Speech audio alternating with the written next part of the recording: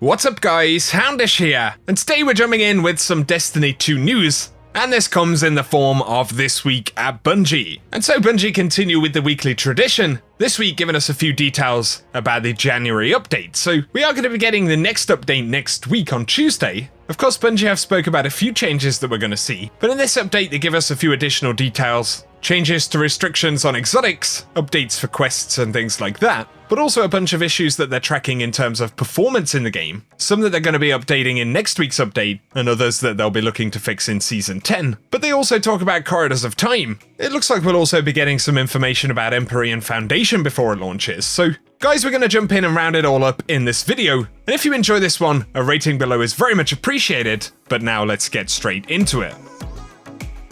This actually comes from the end of the TWAB, but they do say, as we're near the end of the season, we've got a few final stops on the roadmap, and next week, Cosmo will bring some details concerning the Empyrean Foundation, which is just under 2 weeks away. So, while that is a pretty mysterious event at the moment, it looks like Bungie will be filling us in with a few additional details before it actually goes live. Of course, the event that has just been completed in the game would be the secret puzzle in the Corridors of Time. So, they do say, with the puzzle solved and the Corridors of Time closing next week, we want to take a moment to talk about our goals and early designs for this puzzle. So the goal was to create a time maze through which any player can dive to discover secrets and lore. They wanted it to serve as a shared community puzzle that rewards the exotic fusion rifle and celebrate community achievement and invite all players to partake in the reward. They make reference to Sleeper Simulant, Whisper of the Worm and 0 Hour, of course all of those other hidden missions, but then of course kind of tying in the puzzle this time around with the concept of the season itself. Of course, there has been some mixed feedback, so once again, give us your thoughts about it,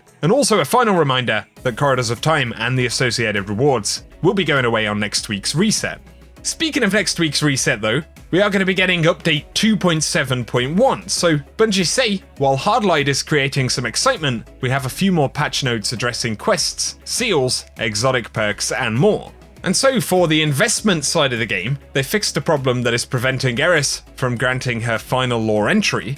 That's pretty interesting. They've also fixed the problem where the Green with Envy quest wasn't progressing for some players, so finally that one's going to be sorted out, and also they've fixed a problem where the Playing with Odds emblem wasn't unlocking correctly for players, and this could prevent some players from fully unlocking the Dredgen title.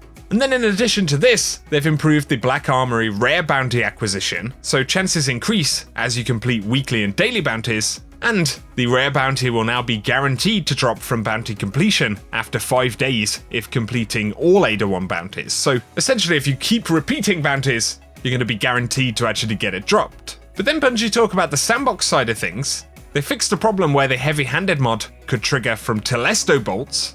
Obviously that was causing a few issues. But also the problem where players could retain buffs from the Wormgod Caress, Winter's Guile, and Syntheseps even after swapping armor. And so basically the equip restrictions on Wormgods and Winter's Guile will be lifted once the patch goes live. They do say they'll have a full list of patch notes for us on Tuesday, but also they are going to be tackling a few different performance issues, so they're improving some performance issues in the Chamber of Suffering encounter. They fixed a problem where players could die when transitioning from the Necropolis encounter in the Tunnels of Despair, and improved a performance issue that could occur when chunks of land return or are removed during a Sanctified Mind encounter, and improved performance when receiving certain investment-related messages, so that includes acquisition of rewards, placing tributes, or interacting with obelisks. And also players who load into Crucible matches faster than their peers will no longer be put in a black screen, but will remain in spaceflight until all players have loaded into the match as before. In addition to this, they are looking at a few additional updates, which they say need to pass through rigorous testing, but they're looking into UI stuttering and frame rate drops when loading or applying mods. That one's been a pretty consistent issue. Framerate problems in Gambit and Prime, as well as issues during the Sanctified Mind encounter in the Garden of Salvation, and framerate problems in the Pit of Heresy, as well as general improvements to performance on PC when a lot of debris are on the ground. So they say, while our goal is to address these at the beginning of next season, these fixes may be delayed if further issues arise, but we'll sure to keep you updated as we approach Season of Redacted. So bear in mind that they are looking into those problems. And also, in update 2.7.1, players who have the Leviathan's Breath exotic quest will now be able to access the Arms Dealer strike. And so if you've had a problem with that, it should be sorted out, and progress will also now count towards the Season 9 challenges, Season 9 rituals, and engagement triumphs, and the requirements for each of them have been reduced, so that they can be completed in Season of Dawn. And so all of this and more will come in the update on Tuesday, and maintenance for that will begin at 8 AM PST, and then bi-weekly reset, update 271 will actually be released, so it will follow the pretty typical cadence of updates that we see in Destiny 2. And so be sure to let us know any thoughts you have on those changes. Of course, quite a few technical adjustments right there, but it's certainly good to know about them, and I'll keep you posted on Tuesday.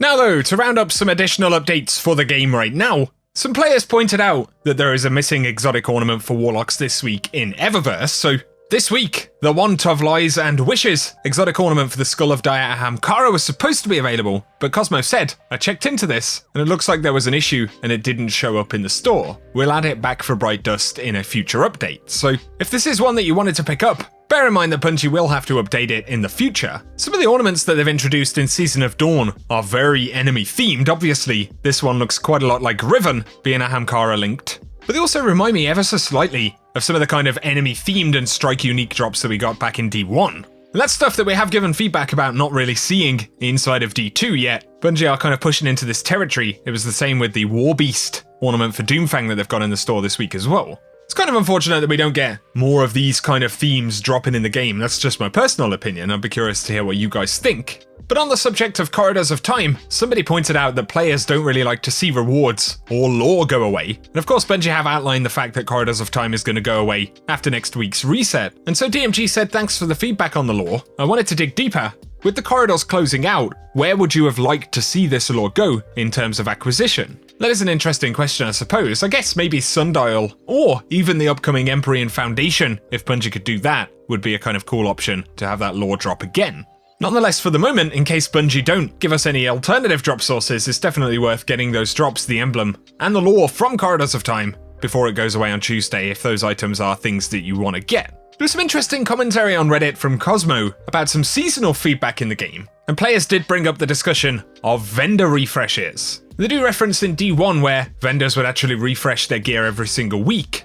And Cosmo said, we rotated the roles on gear towards the end of D1's year 3. And it was kind of done as a last hurrah since we were moving on to Destiny 2 in the short term. I can pass along feedback that you would like to see vendors offer weapons with weekly role refreshes. So that kind of gives us a bit of Bungie's perspective on those vendor refreshes that we had right at the end, I believe after Age of Triumph in D1. Of course, describing it as a last hurrah for the game and the vendors in the game. So I'm curious to hear what you guys think about that. But the community managers have said that they've been taking feedback on vendor resets, getting more rewards in the game, bringing back post-game reward screens, Trials of Osiris, improving exotics, and extra RNG stats on drops. They did actually respond to a few different posts that were discussing vendor resets and possible upgrades and changes to vendors in future, so you never know, we could get additional updates after this season and the seasons that follow. But one final quick community mention would be some really cool Destiny weapon concepts for ritual weapons and exotics, and these come from Nico JT, who posted them to Reddit.